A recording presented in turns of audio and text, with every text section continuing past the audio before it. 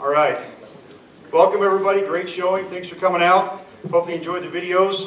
We try to put together a different mix there for some folks who may not see what the missile side does and vice versa. So once again, thank you. I'm Chief Master Sergeant Mark Conrad, 91st Maintenance Operations Squadron. And on behalf of Chief Etchberger Foundation, it is my pleasure to welcome you to today's Power of One presentation. There are a number of special guests with us today. We'd like to recognize these special guests. They include the sons of Chief Etchberger, Mr. Corey Etchberger.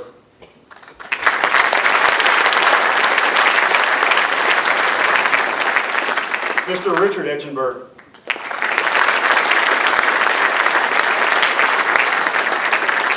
Mr. Steve Wilson.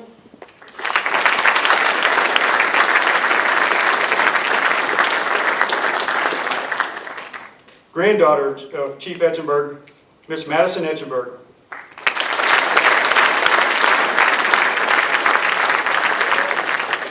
Master Sergeant Bob Dilley, United States Air Force retired.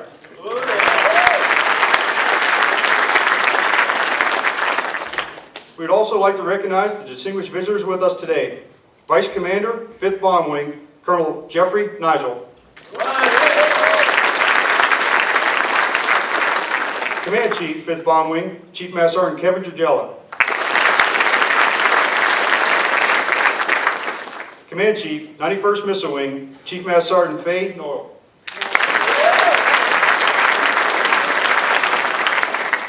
Former representative from North Dakota, the Honorable Earl Pomeroy. Military Affairs Committee Chairman, Mr. Bruce Carlson.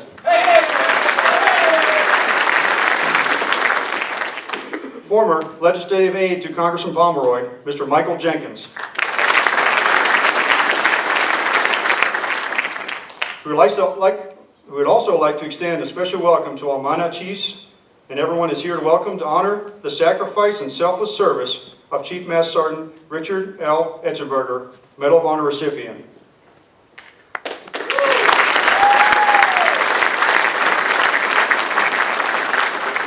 Ladies and gentlemen, please welcome Mr. Corey Etchberger to the stage for Power One presentation.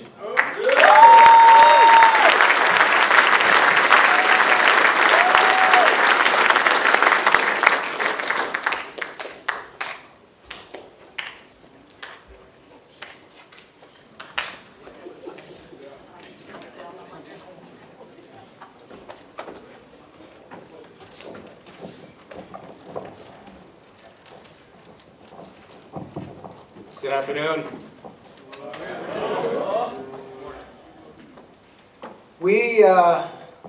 We've been kind of traveling around the world, sharing the story of our father's life. And before we get started here, I'd like to just tell you a little bit about ourselves. We have our brother Steve Wilson down here. Steve retired after about 100 years as a UPS driver. Yeah. And his knees think that was 100 years. and I'm Rich Etchberger, and I'm currently a professor at Utah State University. I've been there about 20 years. Yeah, go Aggies. The cool thing about that is we got to spend some time yesterday out at Grand Forks, out at the ALS, and being an educator, Corey also a college professor. We got to see how really top shelf the educational facilities are here in the Air Force. And over the last 4 or 5 years, we've got to meet just lots and lots of airmen going through their careers, and we've just been super impressed with the high level of motivation and of education of all the young airmen that we've been able to meet. And we're just really happy to be here with you guys.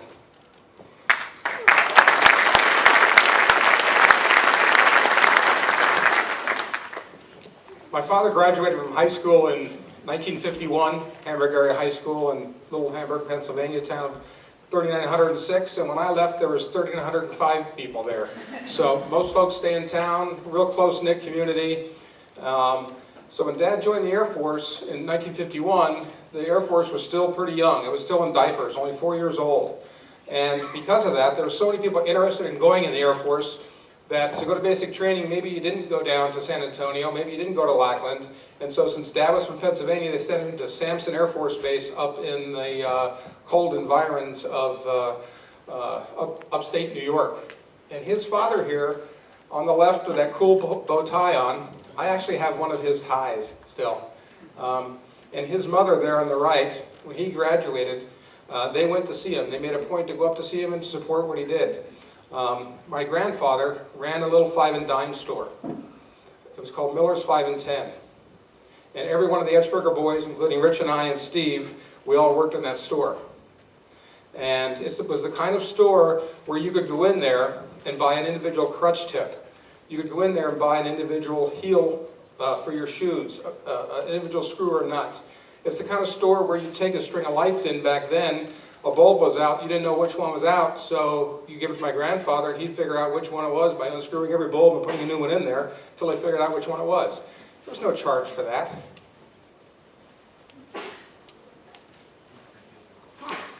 Dad went off to basic training, and when he went off there, he finished that up, and then a lot of folks don't know this, Dad went off to flight school, and gets into flight school and starts flying planes. And we were out at the Air Museum here a little while ago today, and they had a English version of the Texan trainer.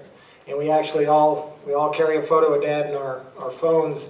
That's Dad behind the stick of the Texan trainer. But things didn't work out there because he had a basketball injury, had a head injury in basketball in high school. And what happened then was he would get vertigo when he would fly. So he washes out of that.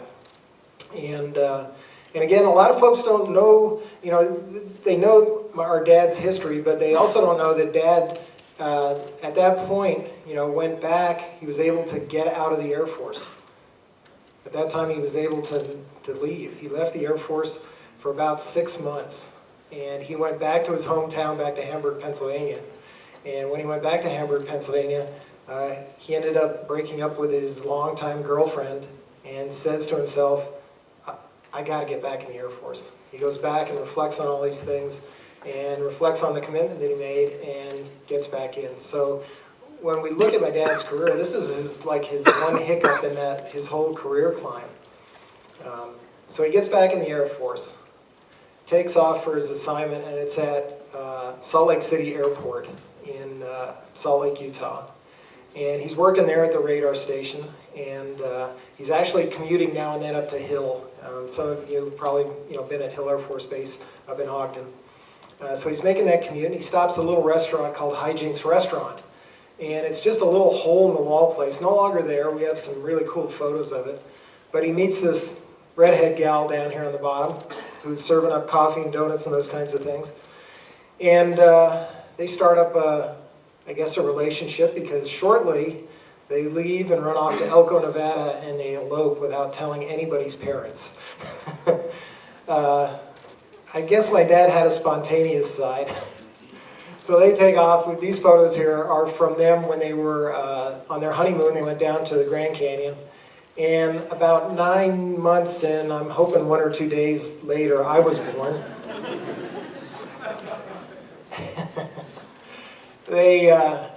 We only live in Salt Lake for about another 2 weeks before we take off for the next duty station. And the really cool thing with this was Mom had been married before, and so and she brought Steve into this family. And so we had kind of a ready-made family there. So the 4 of us take off, head to the East Coast, where we board a ship, and we head off for North Africa. And Dad's duty station there was working on radars over in the Casablanca, Marrakesh area at Ben Gurion Air Force Base. And it's in Morocco in that I'm born.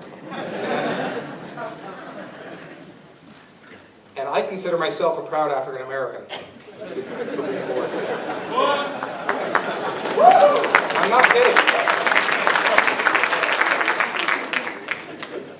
And I guess Dad ended up being at a lot of places where there actually were no planes, because here there's an Air Force base but I guess they're doing some work with B-36s, I think, in Spain at the time.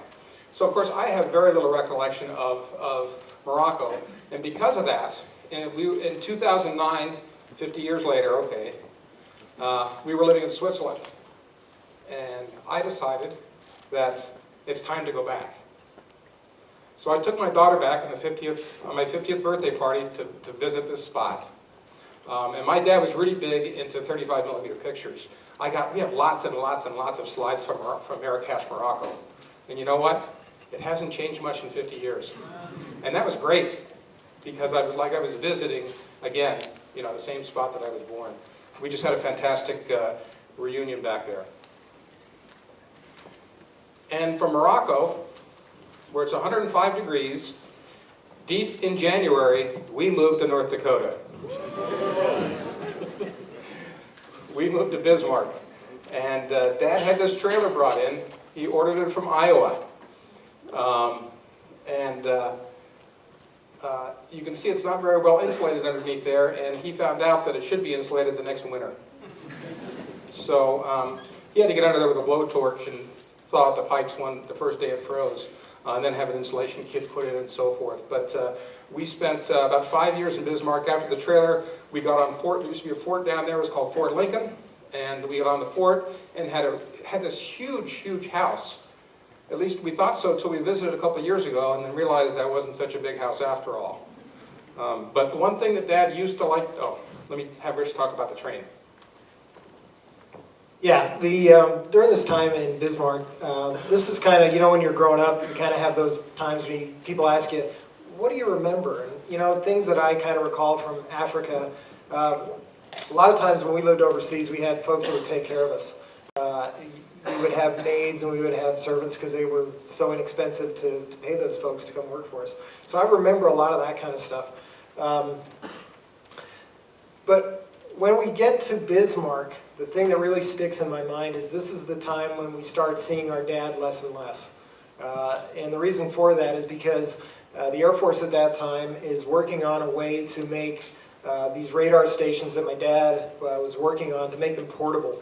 And so they were, these different radar crews were working to get the radars ready to go and put them on train cars and take them someplace and then offload them and set them up, and all the training that you all do for when you're going to deploy. Well, they are doing this in the early 1960s. They're working on this idea of having these portable radar stations.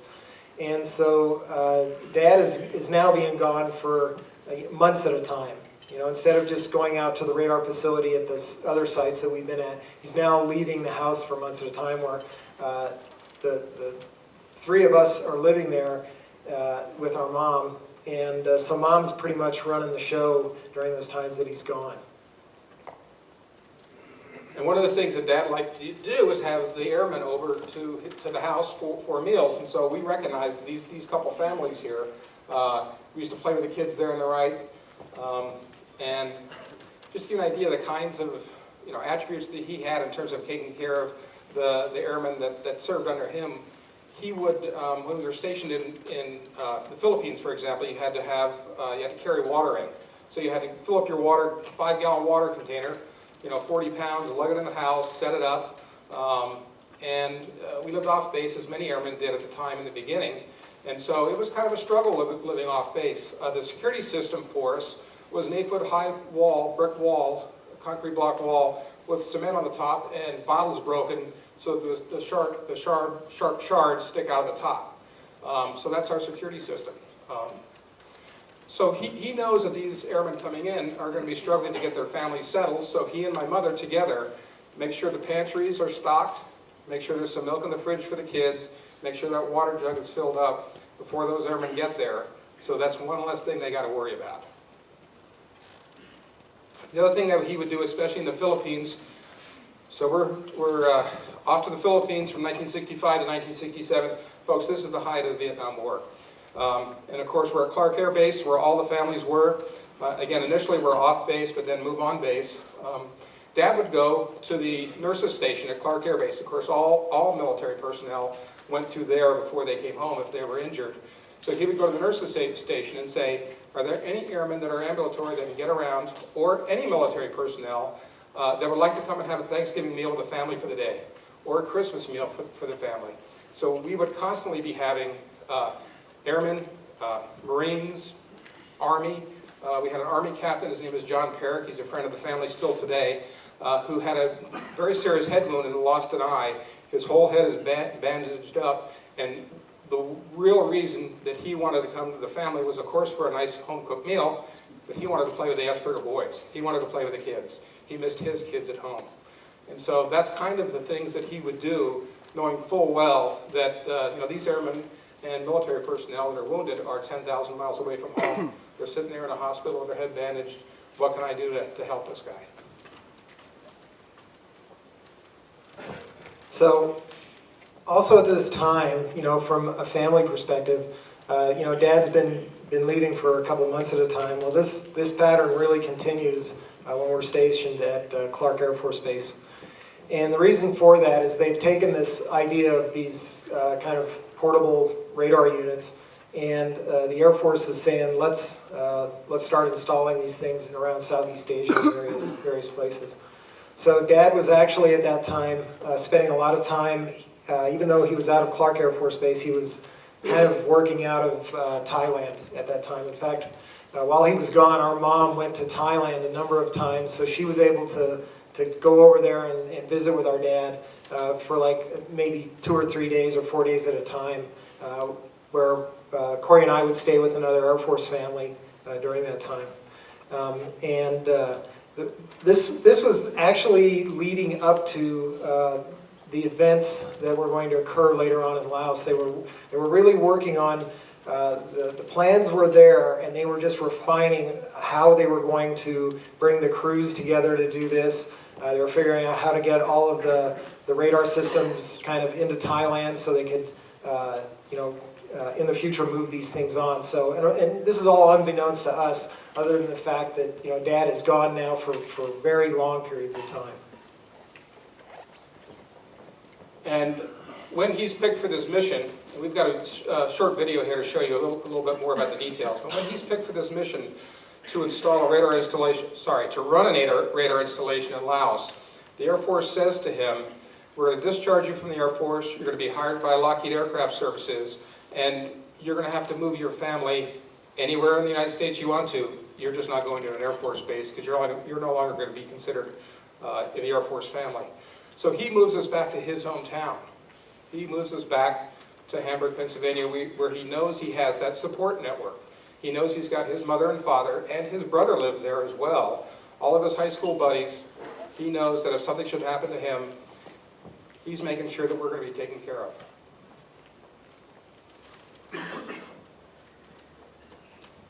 All right, we're not going to stand up here and tell you the story because we're going to show you a really cool video that was done professionally that tells the story much better than we can tell it. However, we do want to tell you that this is what the newspaper clipping looked like in Dad's hometown newspaper, the Hamburg item. The part that we have underlined here in red that was so amazing was the events that occurred, what was publicly told to the newspapers, the media, and to the family was that Dad had died in a helicopter crash in Southeast Asia. And that's all that we were told.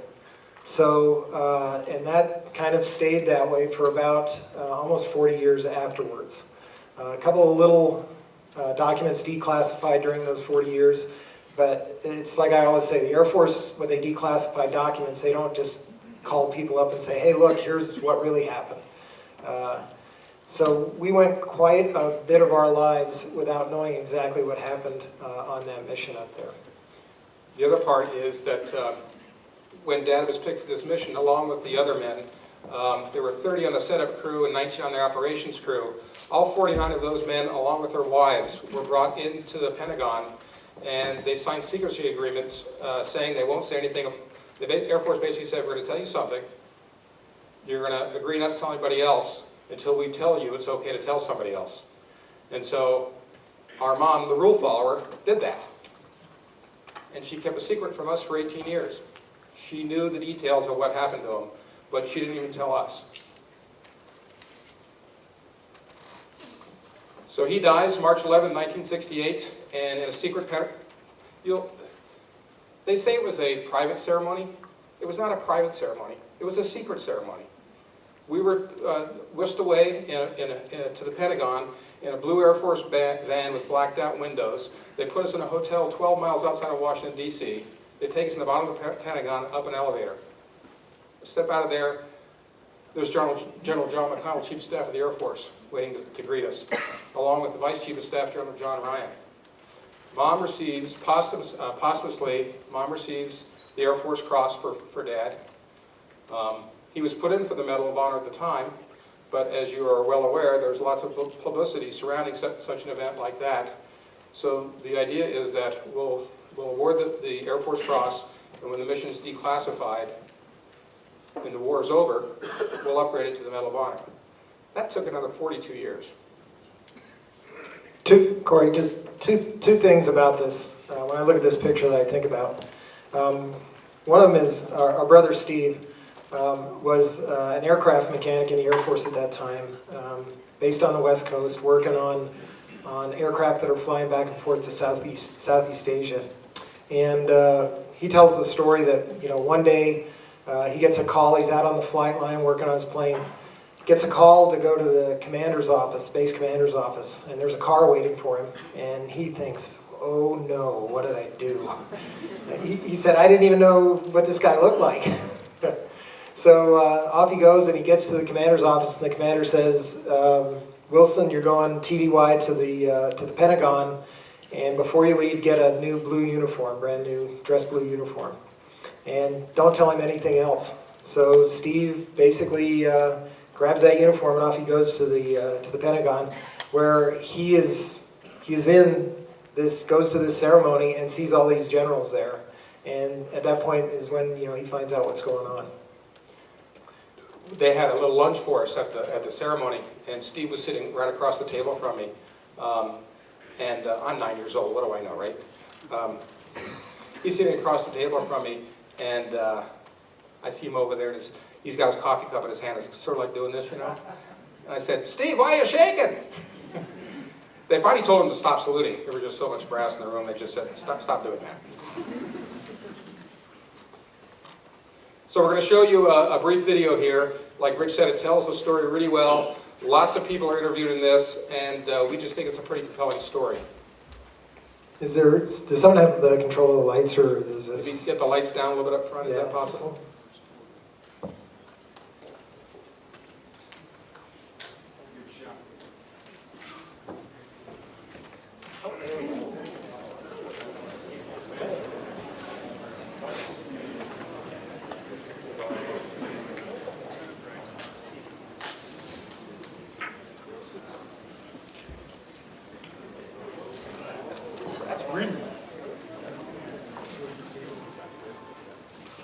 Chief Master Sergeant Richard Etchberger took an oath to serve the U.S., even if it meant holding a secret so close that only his wife and a few select military members knew. When he died in 1968, few knew of the heroic actions done by this radar operator, especially his own family. Well, he grew up Depression era, worked for his father at a 5 and dime store in Little Hamburg, Pennsylvania. Would go hunting and fishing and camping in the woods with his high school buddies, just kind of like what every kid did. He was a bright guy. He was smart. He was witty. I don't think he had an enemy in school. He was a friend to everybody. He and his high school buddy, Don Yoakum, decided they were going to join the Navy because they loved those white uniforms. And between the time he was 16 or 17, for some reason that nobody can figure out, he decided to go with the Air Force instead. The field he went into was electronics, and it was called radar bomb scoring. The idea was, how can we get more accuracy out of dropping bombs from a plane? When he and my mother married, I was 12. And we traveled from Utah to Africa to North Dakota. I really enjoyed growing up in that lifestyle, being in a lot of places, But he was quiet, he never raised his voice. For me, he really commanded respect probably because of that. One thing that was really neat about him is he would always bring home this equipment. He'd bring home like canteens and the web belts and air mattresses, and in one respect he would sort of get us involved with kind of the life that he led and what his life was about. In 1967, as American involvement in Vietnam was reaching its peak, Chief Etchberger volunteered for a mission unlike anything he and his family had ever encountered. The mission in Laos was dropping bombs close to Hanoi on enemy territory, or enemy targets. From what I understand, they were looking for the top radar people at the time, and I believe he was, from what I've been told. When this mission came up, we didn't know what was different, except for he moved us back to his hometown. He moved us back to Hamburg, Pennsylvania, which was entirely out of the ordinary. Because of the extreme nature of the mission, Chief Etchberger's wife, Catherine, was invited to the Pentagon. They brought all the wives in because they wanted to make sure that the men had the backing from their wives. The military man and the wife signed a secrecy agreement. She wouldn't disclose anything that she knew until the mission was declassified. So she kept that promise to my father in the Air Force. My mother was that kind of person. If she made you a promise, she'd keep it. She never said a word to any of us. The GI, which I was one of, signed a blanket extension in the Air Force and resigned from the Air Force. The official story was Chief Etchberger was working at an air base in Thailand. Like most military families, Chief Etchberger's children were used to long absences. It's hard to think back to when I was 10 years old that Dad was leaving. I don't know if it was for a month or 6 months, but I do know that he was gone for periods of time where Mom kind of ran the show. Steve at that time had been come back to North Dakota. He was getting ready to go in the Air Force. So we were with our mom quite a bit at times. Where he went and what he did, I have no idea. But this last absence would not be temporary. Well, we were sitting at the dining room table in Hamburg, Pennsylvania, and we had just gotten done eating dinner, and she had just served us strawberry shortcake. My mother received a phone call. And the gentleman on the other end asked if he could speak to Mrs. Etchberger, and I handed the phone off to her. And she took the phone off the wall and about a minute later started crying. And then she broke the news to my brother Richard and I that he'd been killed. The same day I was told he was killed was the day my daughter was born. So I had just come out of the hospital with getting my first baby, and just called my mother, and not 2 hours later she called me back with this news. So at that point in time I was real conflicted as far as my emotions. I was heartbroken at what happened. I cried about it. I felt terrible, we didn't know where he was, of course, but we knew that he was dead. And I've never eaten strawberry shortcake since then. We didn't know any of the details of that time. It came eventually, the story that I was told was that he was killed in a helicopter accident somewhere in Southeast Asia. And I actually believed that story for another 18 years. When Dad's body came back, they had an open casket viewing for him, which, when I think about it now, helicopter crash, he looked perfect. That totally makes sense to me now, but as a 10-year-old kid again, I had no reference point for what someone looked like in a helicopter crash. The true story would remain a secret for 18 years. Richard Etchberger's story didn't end with his death. Decades later, as details of the Vietnam War that were once held secret began to see the light of day, the truth of Chief Etchberger's actions were finally revealed. I pretty much knew that it wasn't just a helicopter crash that killed him. The time that really made an impact on me is when Tim Castle called me. And he wanted to know at that point if I wanted to hear the story about my father. In 1967, the Air Force had a serious problem, and that was that President Johnson wanted the Air Force to conduct a bombing campaign against North Vietnam to stop the flow of men and materiel down the Ho Chi Minh Trail. The problem for the Air Force was that President Johnson had also decided for political reasons that B-52 bombers could not be used in that air campaign. What they decided to do was turn to a radar bombing system. To use that system effectively against targets in Hanoi, they had to place the system within 120 nautical miles of its target. To do that, they either had to place the equipment in the Gulf of Tonkin on a ship, or they had to place it in Laos, which under the Geneva Accords of 1962 was a violation. In order to avoid any treaty violations, Chief Etchberger and the other airmen in his crew resigned from the Air Force, at least on paper, and went to work for defense contractor Lockheed Aircraft Services. But their real job was up in Laos, and up there they wore civilian clothes, and they were technically civilians. The facility was called Lima Site 85. The site sat atop a mountain with sheer cliffs on 3 sides. Its remoteness was critical to its survivability, since the site was only 15 miles from the border with North Vietnam. So we took over and commenced running missions. We'd have frags come in, drop such and such aircraft and such weapons on it on such and such target at, maybe it was a rail yard 20 miles right outside of downtown Hanoi. I mean, just various targets wherever we got missions for. The North Vietnamese military were quick to catch on. About January of '68, we got attacked by biplanes. Snoopy, here we go. The Red Baron's got you.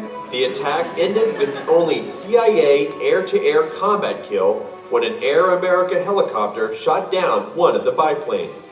The failure of the airstrike didn't deter North Vietnamese forces. So it went on, and they was building roads closer and closer to us.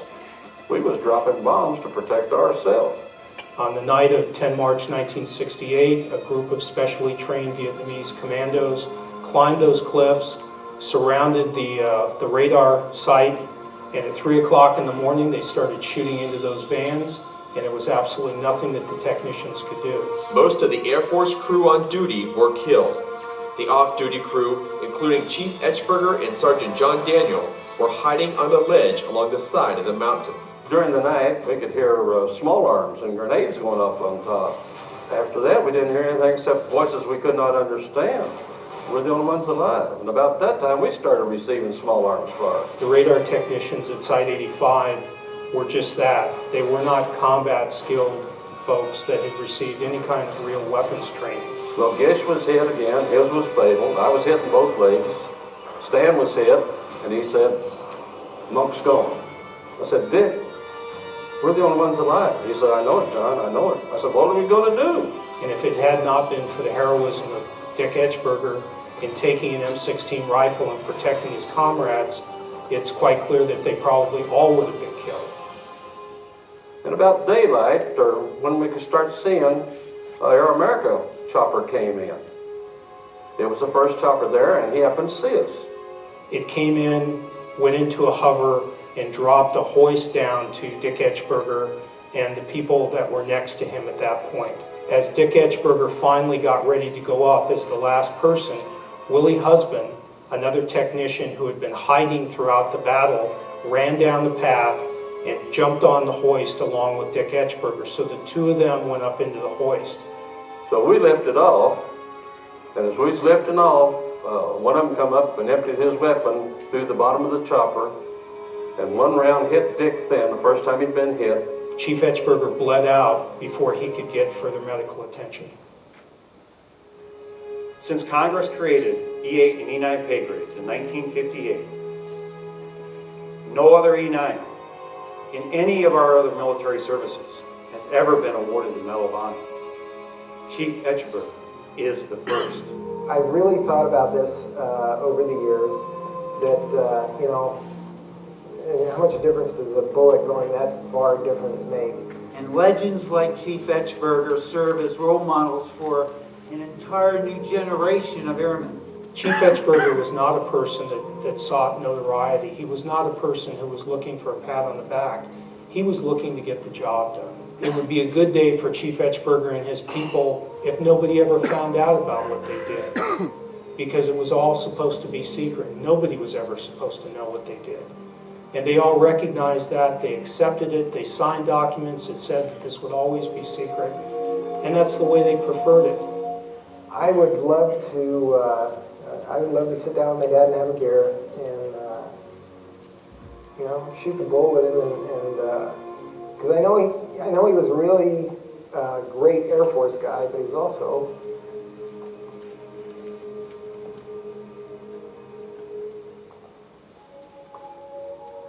pretty cool dad.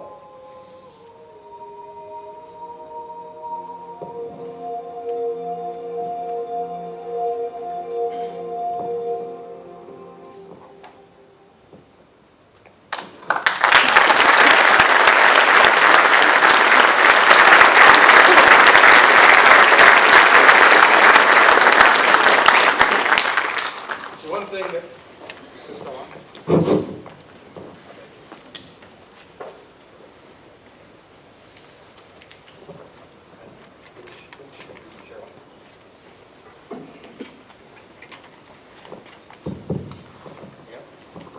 they were talking about redundancies at the missile silo this morning. I guess that's what. The one thing that is not mentioned there is that along with the Medal of Honor, there's also a promotion. Dad's the only Medal of Honor recipient who's never received one. We were standing next to Secretary Donnelly before the Pentagon ceremony, and he said, I assume you don't want us to promote your father. I said, no.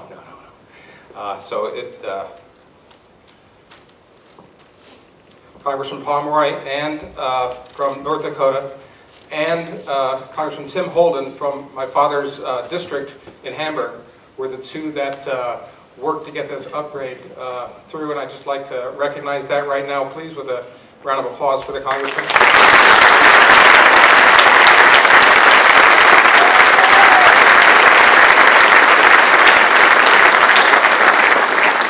And his field representative, Mr. Mike Jenkins, worked a ton on this. He and I were back and forth on email, quite a bit on the phone. And I want to recognize your contribution to this too, Mike. Thank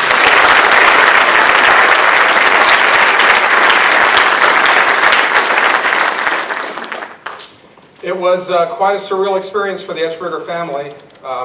The President and Mrs. Obama had us in the Oval Office for about 20 minutes before the ceremony. I was stunned and amazed and delighted. He talked like he knew my dad. He knew the story. It was quite an experience. Rich, do you want to make a comment? Yeah, I think, before I do that, Corey, I just wanted to recognize one other person out here. It's in here. Oh, it is? Okay, all right. Yeah, this idea that a lot of folks ask, what was it like to meet the President and Mrs. Obama, and how were things in Washington? How did all that go? And Corey, kind of hit it right on the button. It was surreal because we had gone through a large portion of our lives, thinking that this was a helicopter crash.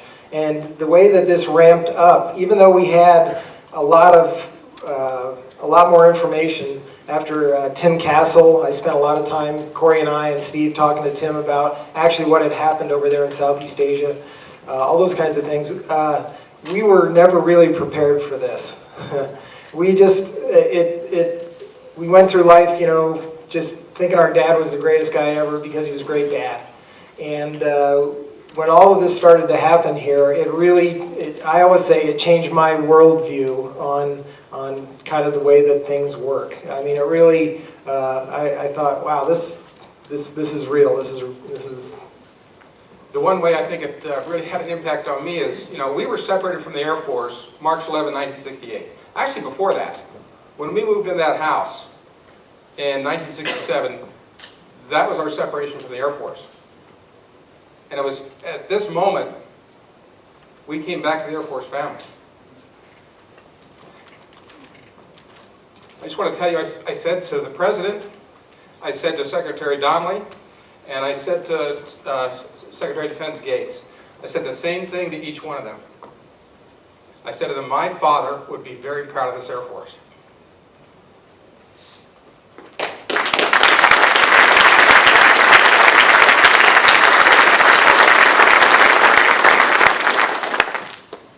After this ceremony, Congressman Pomeroy and Holden were generous to invite us to the Capitol, have a small reception for us.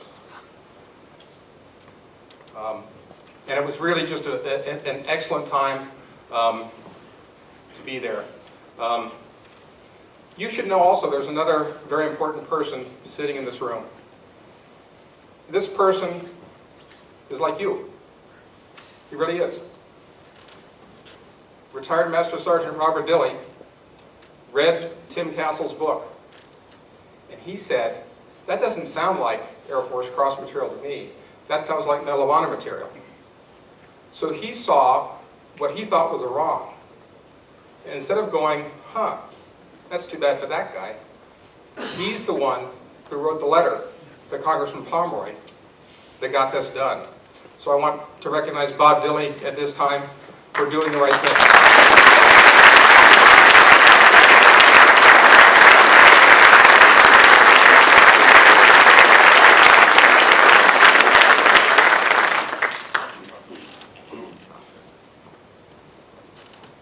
Well, I think the thing that we'd like to tell you a little bit about now is that, certainly after that day in September in 2010, it changed our lives quite a bit.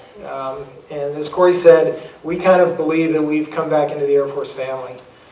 Because what has happened since that time is we've had invitations to travel all over the world to Air Force bases to and it really started out to be, to visit a site where they might name a street after Dad, or they might name a facility after Dad. If you go down to Lackland now, you'll see that the big training facility down there, a large part of it's named after Dad. As I said, we were just over in Grand Forks where the ALS just got named after Dad. What we found out when we went was that oftentimes we would in the beginning it was either we would have breakfast with just a bunch of guys, a bunch of gals, a bunch of airmen, or at the end of the day we'd go over to the O Club with them. And we started telling these stories, and folks were just amazed at the story, because a lot of folks have kind of heard little bits and pieces of this. Certainly a lot of folks had seen this stuff on TV and those things. But we found out that the airmen that were out there that we would talk to were really inspired by kind of Dad's life. And this went on for a year or two, and then we started to see that things were actually much bigger than even the Air Force. And so the three of us, the three sons, started a foundation in Dad's name where we tell a story, not just to airmen, but also to school groups and so forth. And there's this little school in Hollis, New Hampshire. And their 8th grade students, 10 years ago, this was started by a retired Air Force guy who teaches there at the Special Ed Department. He decided what they're going to do is they're going to research someone on the Vietnam Wall. The 8th grade students will. They'll do a little memorial for them. They'll get on the bus at 10 o'clock night, drive down to the memorial, get there that morning, and leave that memorial for that person who was killed in Vietnam. And then they tour Washington, D.C. and do the things that everybody does when they go down to D.C. But this is their main thing. This is what this school does, is they find someone who they think should have a memorial. And this year, in March, as it turns out, of this year, they left this at the Vietnam Wall. Now the question is, how do I have a picture of it? Because they take these away every day. And I have a picture because my wife happened to be on a business trip to Washington and wrapped up her business and said, I'm going to go over and see her father-in-law's name on the wall. And she walks up there and she sees this, and this is big, this is, this high, wide. And she kind of sees it and she does a tracing on the wall, and then she looks down at this and she goes, oh my God, this is for my father-in-law.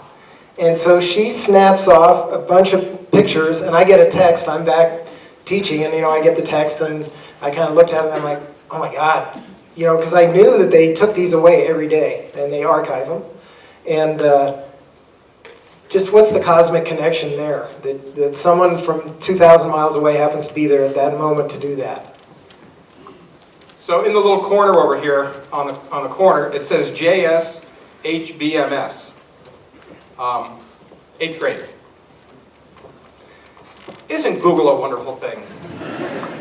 It took me about 15 milliseconds to figure out this was Hollis Brookline Middle School, 8th grade. I didn't know the student's name because JS is the one who wrote this poem. I'm going to show you a little more detail in just a second. So I didn't contact the school immediately because I knew they were still in DC. But I was following their Twitter account, and I knew when they were getting home. And I emailed the school, and the teacher whose class actually did this was actually a music teacher. And I contacted her, and they very slowly kind of got back to me, kind of say, what's this about, how much do you want, that kind of stuff, And finally, I sent them enough links of things that I had done that they said, oh, that's really interesting. So I invited myself to their school. And I gave the presentation was fantastic, but the kids there, it's only 7th and 8th grade. And I got to meet the 10 kids who made this, including the young man who wrote this poem. I got to meet with them early in the morning, and then I gave a talk to the entire 7th and 8th grade school. And then they had brought in a bunch of local veterans, and so we had lunch then, those 10 kids and I had lunch with those local veterans. I agreed to meet the 7th grade class from this year when they're down there next year. So I'm going to meet that class. And my brothers and I decided to start a Leadership and Service Award at that school for one 8th grader.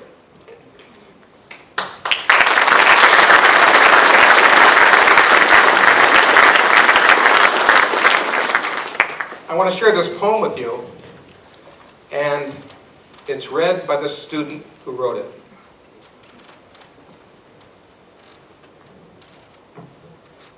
The red sky. Gunfire sounded through the air. The smell of defeat came with the wind, and the wind was hot. For each one of us they had a pair. Our lives were nearing their end, but still I had not been shot. They were wounded without repair, near dead, the ones I called friend. I knew that I could not have fought. A sudden burst of courage came up into my heart. The airlift chopper was here. I took the men up in my arms and carried them away. I put them on the chopper, but my body was destined to stay. My view turned dark, and my chest felt pain. As I looked down at the red of my shirt, I knew that this was it. As I looked down on my body, from the cloud with silver lines, I see metal touch my chest, and my mouth turns to a smile. So that's how we end each of our talks now.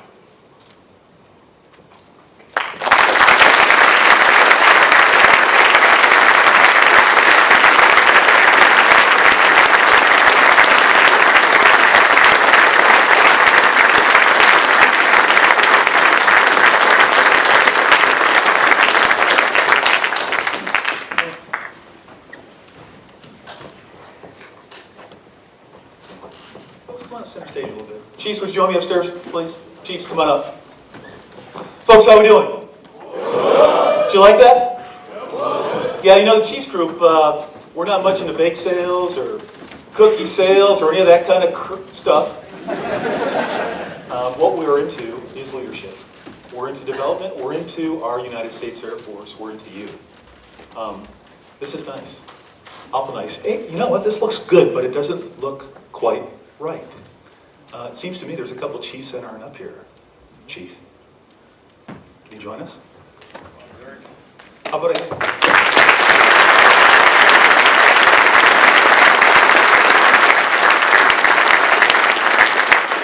Are there any other retired chiefs in the audience? Thanks for not making me call you out. All right, let's kind of make this quick. First of all, we want to say thank you so much. Folks, we stand on the shoulders of giants, do we not? Yes, we do. We've just seen an example of that. Their legacy continues every day. I see examples of it right here, right now. But certainly, this is the legacy. These Chief Master Sergeants are carrying forward the Etchberger tradition. How about a round of applause for them?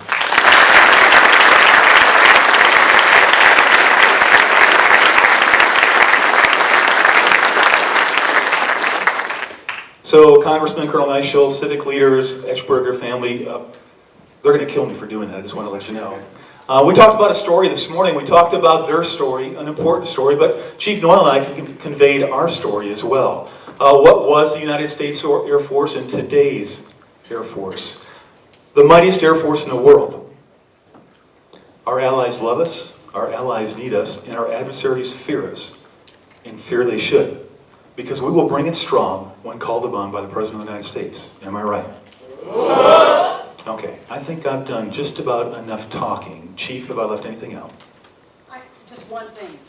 I think all these young folks in here ought to get to their feet and give these folks a hand. Let's do it, Air Force!